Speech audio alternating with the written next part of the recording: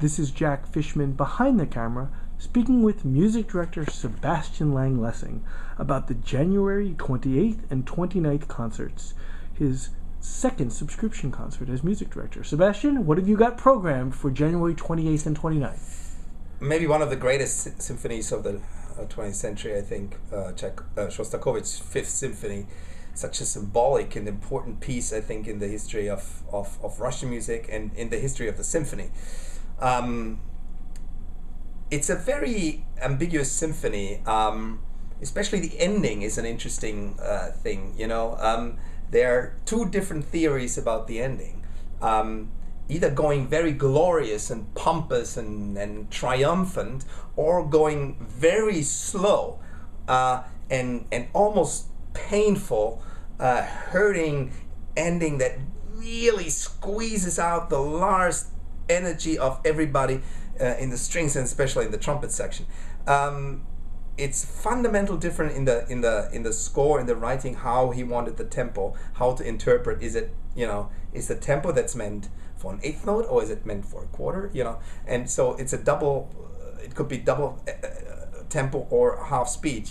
And this is really up to us to decide. I definitely think, and now the newer scholars are, it's not triumphant, and it's a very painful ending, and that changes actually the character of the whole symphony.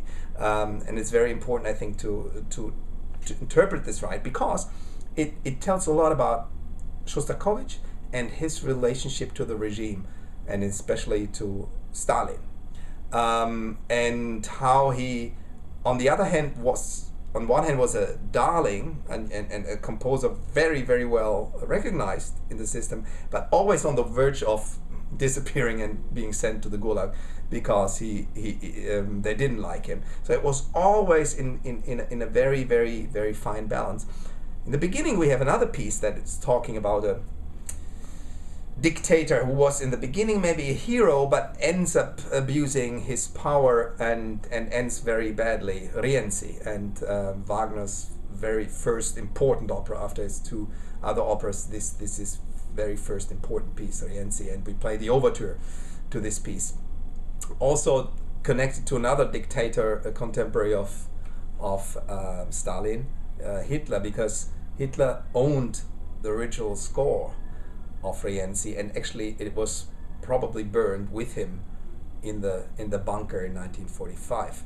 So we have actually here the big turmoil of the 20th century, the Second World War and the big dictators. But music, of course, always reflects those things in a completely different way, and gives far more depth to it. The Fifth Symphony, besides all the dark sides in this beginning and maybe also the end, is also a very joyful piece. It's one of the most luscious and most romantic slow movements that Shostakovich ever wrote, and one of the funniest scherzos that actually makes fun a little bit of Mahler's scherzi, and it's a wonderful humorous piece. It shows all the colors of Shostakovich's writing. It's a wonderful evening to enjoy our orchestra. That's on January 28th and 29th, your second subscription concert as music director. We're looking forward to it.